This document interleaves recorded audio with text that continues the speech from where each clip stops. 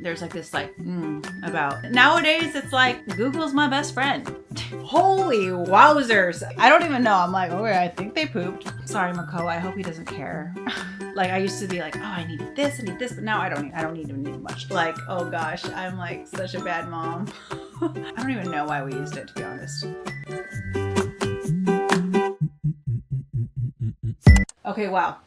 I haven't been in my office since Makoa has been born. This is my office that's actually outside of our house. My mother-in-law turned my pool house, not even a pool house. Pool house makes it sound fancy. No, a pool shed. Like, it was just a storage unit, all grungy and dirty and icky. And she turned it into this beautiful office of mine. It's actually where I wrote my second book, Women's Muscle and Strength. When we moved into this place, she like created this, and it was like a good sanctuary for me to like get away and write my book. But now, this is the first time I've been in it since Makoa has been born, which feels really refreshing. It feels nice to just sit here and be in here. But with all that being said, today's video is all about what I did with my first kid and what I no longer do now that I have 3. So as a little backstory for anyone that's new to following me, I do have 3 kids. One of my children is about to be 4 in a few months. One just turned 2. And then my newborn is 3.5 months. This isn't about judgment. It's more about letting go of pressure and really just embracing what really matters, and just also growth. Like, that's such a big family value of ours. And, you know, we grow as humans, grow as individuals, we grow as a family, and you kind of just embrace the chaos at times. So there's certain things that I do now that I do differently. So the number one is the nap tiptoeing. Now, the whole nap tiptoeing thing was so funny to me. At the time, we had 3 dogs, and we would just be like, we lived in LA. Our house was really, really small. So whenever a dog would bark, Aluna would wake up, and we'd just be like, freaking out. We were just so quiet. I wouldn't vacuum, wouldn't do anything. And now, Makoa could be sleeping in the other room. I'm straight up vacuuming. I'm doing all the things. All that to say, like, it's not really nap tiptoeing versus like being loud, because obviously whenever there's a loud noise, he's going to wake up. Like, if the dogs are barking, he's going to wake up. So we're definitely more careful. But it was more about like being so obsessed with trying to get them to fall asleep. Like, I remember with Aluna, Nick and I used to bounce on this ball, like the stability ball, for like what felt like hours. Like, it felt like forever, but it was probably 20 minutes or so. And then we'd put Aluna down and she'd cry. But now that we kind of know the sleep schedule, we know the habits or whatever, now we were able to just put kids down and just be like, all right, they're good. They're going to cry a little bit and they'll just fall asleep. And it's not like about like making them cry it out. It's more about like they're figuring it out. I think that there's like this like, about crying it out if you're like crunchy. And I'm crunchy. Y'all know I'm semi-crunchy. You know, I love to co-sleep and all that stuff, but like, you know, you got to get stuff done. Like between Osa and Makoa, like now I have a good sense of whenever they're getting those sleepy cues. You know, they're kind of getting like stare. Their eyes are a little pink and they're not quite tired, like overtired. Because whenever you get them overtired, it's hard to put them down. And that's what we used to do with Aluna. We never really paid attention about wake periods. So we would just like wait till she was like really tired, and then she would just like be so tired that we couldn't get her to sleep. Now we're timing a little bit better. We know how to like pat their booties, rock them in the darkness and all that. But you know, I did take like taking care of babies course and all of that. And now I feel like it's just second nature. So that's the first one. Just like being less obsessive over naps, especially now with Makoa and having the kids have schedules. Like Aluna and Osa are going to the library. They have class. They have all these different things. Sometimes I just bring Makoa with me and he might only sleep 20 minutes and then I'm like, that's okay. And some days he'll sleep 2 hours at home and that's awesome. So I'm not obsessed with his sleep schedule. So I think it's less about like sound tiptoeing and more about like obsessing over their schedule as far as newborns. When they're older, like when they get into that 6 to 8 months, like you definitely want to be a little more strategic about the naps, but at the same time, like go with the flow. Then the next one is spit up outfit changes. I remember the second like there was spit up or anything, I would just like change it. But nowadays I'm like, oh, it's dry. It'll dry. It's fine. So thankfully I found out about the Miss Mouth's Messy Eater spray, and that stuff is amazing. I didn't know about that when I had Aluna. Like I used to, as soon as she spit up, I was like, oh my gosh, we have to clean it up. So I would like scrub it and then put it in a thing. And like nowadays I'm like, okay, all of Osa's hand-me-down onesies and Makoa's all have just like crap on it from when Aluna was little. Yeah, nowadays I'm just like, it'll dry. It's fine. He's fine. He's good. So less obsessive about the outfit changes is a big one. But the Miss Mouth spray is excellent. I wish I would have found out about it sooner. I didn't know about it until later into Osa being older, because like almost all of his clothes have like food on it. He's such a messy eater. Like that stuff should be made just for Osa. But yeah, so you just get a little spray and it goes away. It's magic. And it's got like good ingredients. It's not like super crazy icky. So the next one is the feeding and diaper logging. So I mentioned naps later on, but I remember I was obsessed, especially with Aluna. I will say a side note, if you do have a premature baby or any baby that you're like concerned of weight gain, like your pediatrician is concerned, then obviously this doesn't apply.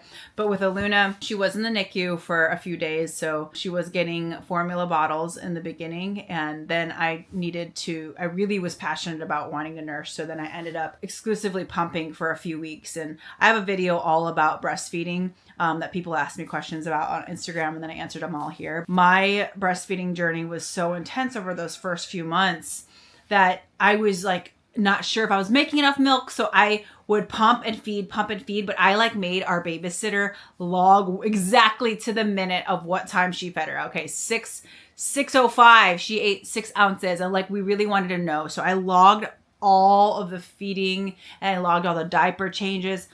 Osa, Makoa, like I like rarely, I don't even know. I'm like, okay, I think they pooped. I'll know if they didn't poop that day, but I'm like, I don't know. You know, so that's a big one. Like I never log. And I just got to get a general idea if they're gaining weight. Obviously, if you go to your pediatrician, they'll tell you if they're gaining weight or not. But yeah, either one of them, I'm like, I'm sure they're good as long as they're not fussy. So I use a lot of it by feel now that it's been number 3. But I remember with Aluna, I was just like logging every single little ounce. And right before bed, I was like, okay, all right, she's been sleeping for 3 hours. Now we got to wake her up. So now I'm like, if they're sleeping, they're good. And they're gaining weight, they're good. Especially in the first few weeks with Makoa, like he was just sleeping a ton, but I knew he was also drinking a lot of milk. So parenting books and researching everything. Let me tell you, I'm actually in my office right now, like I mentioned, and there are a ton of parenting books. I don't even know. I could see like 4 of them. They've been on that shelf since we moved here, and I haven't been moved off that shelf since we moved here. And we moved here when Aluna was 1. I remember when I was pregnant with Aluna, I read all the books. I read all the crunchy books, all the regular books, all the things. But, you know, after you know a little bit, you know enough. And nowadays it's like Google's my best friend.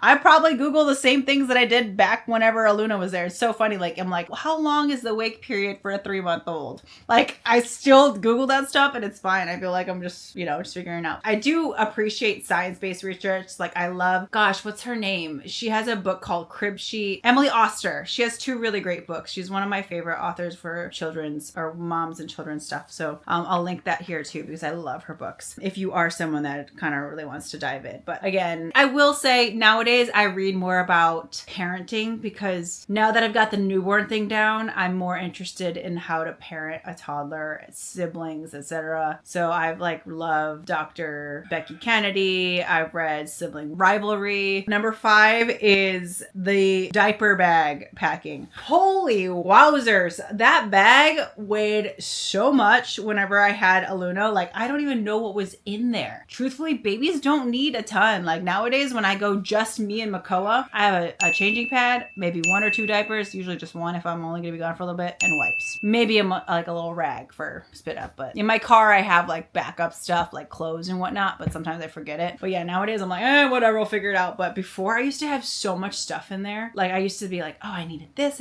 but now I don't even need much. And when we go out with the toddlers, I bought one of the busy bags by Feeding Littles. Actually, I bought 2 of them, one for Aluna, one for Osa. And those are amazing. I have like one canvas bag that just has a bunch of toys and stuff for the kids and stuff to entertain them, like stuff to color. Obviously age appropriate stuff, because Aluna's more into arts and crafts. Osa's more into like stacking and cars. So I just try to like have something for everybody. But the diaper bag, I have no idea what I even had in there, but that bag was so heavy. And then the second to last one is bottle and pump part sanitation. Like I had one of those sanitizing machines. I don't even know why we used it, to be honest. I mean, because you advertise them and people will say that you need to use them, but I personally just don't use it anymore. I think I used it only a handful of times with the Luna. Never used it with Osa. Now I just use hot water and soap. I do use a separate soap and like a different sponge for the pump parts and stuff, but it's also like all the same, you know? So funny. I used to use all that stuff. But nowadays, as long as I use hot water, I'm good. Oh, the last one. If anyone has more than one kid, I actually have a friend that I know for a fact she actually still does this, and she makes me feel like, oh gosh, I'm like such a bad mom. But I don't do the Milestone photo shoots anymore. I did it with a Luna. Oof, yeah. So with a Luna, I remember I got up until like 8 months, and then every like 9, 10, 11, 12, I would like forget every time. Like I would be like a little few days late. But I managed to get all of them with a Luna. With Osa, I did the first 3 months. After that, I gave up. And then Makoa, sorry, buddy, I didn't do that. But I will say what I have been doing with Makoa is doing monthly pictures with the siblings so that I'm seeing them grow together. But I don't do like the 1 month, 2 month like picture with like the little thingy anymore. Sorry, Makoa, I hope he doesn't care. But I feel like the boys, I don't know, maybe I'm just judging, but I feel like when they get older, they might not be as like sentimental about it as a girl maybe. So if we have another kid and it's a girl, maybe I'll be more apt to do it for her. But I know for me, I'm kind of like, whatever. I just think it's cool to see pictures of me when I was young, but I don't know. But again, I have a friend that I know she is like so on top of it, and she also has 3 kids. But me, on the other hand, I didn't do it. So those were all my 8.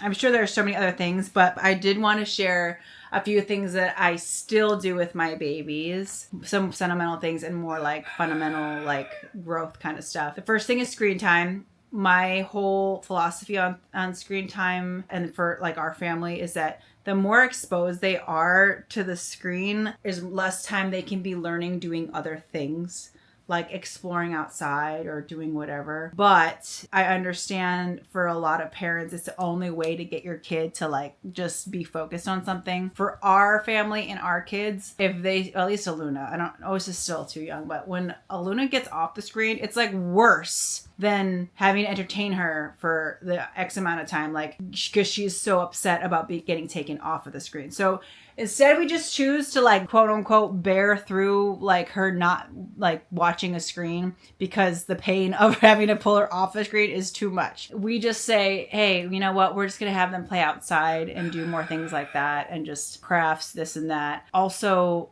something that Nick and I've really personally had to tell myself is that because we work from home, we're around them a lot more than maybe more parents are. So I had to let go of the guilt of feeling like I had to entertain them all the time. And I had to really show her that she can entertain herself and be independent. Yeah, for us, it's just less about like the screen time stuff is like, we just don't do it because we like Nick and I don't really do it. We watch sports all the time and sports are always on, but they're not like addicted to them like they are like if they were to watch Bluey or something. And when we watch screen time, it is because there's a day that we're just really tired, or like yesterday is a great example. Nick had a competition a few nights ago, and then the next day we were all tired. It was super gloomy out. We couldn't go outside. I was tired. I was exhausted, and we put on Mufasa, but we like to watch it together. So we would like talk about what was going on and whatnot. But there are some days where I remember when I was pregnant with Aluna, we were watching Moana like every day whenever Nick would be out of town with one of his clients, and it felt so good. Anyway, that, and then we are still like, we were like this with Aluna, and we were like this with the boys. We just let them like explore. We're not like careful, like helicopter parents. Like we just let them like explore and climb things, but with like us nearby. We just don't let them know that we're like hovering them, and we don't tell them to be careful. We just let them do their thing, and they're all super agile, super having fun, doing all the things, and it's been working out well for us so far. Some more soft stuff, like we still do bedtime books every single day. We read to them every single day. I don't read to Makoa like I used to do Aluna when she was little, but I do like play with him and have a bedtime routine. Routine is important for us. We'll still snuggle them to sleep, both of them, Aluna and Osa. Like if they want Snuggles to sleep, we'll still snuggle them. There's a lot of love there still, obviously. You know, we're just finding everything day by day, and I just think there's some little things that I obsessed over with Aluna that we just don't anymore, because either we just were like, why? Or because we just don't have time and the chaos, or we just grew. And growth is everything. You know, whether you have 1 kid, 2 kids, 4, 5, 7, I feel like we're all just figuring it out together, and I'm here with you. If you want more real conversations about parenting and all of the things, I'm here for it. Make sure you subscribe, comment, let me know what y'all thought of this one, and lots of love.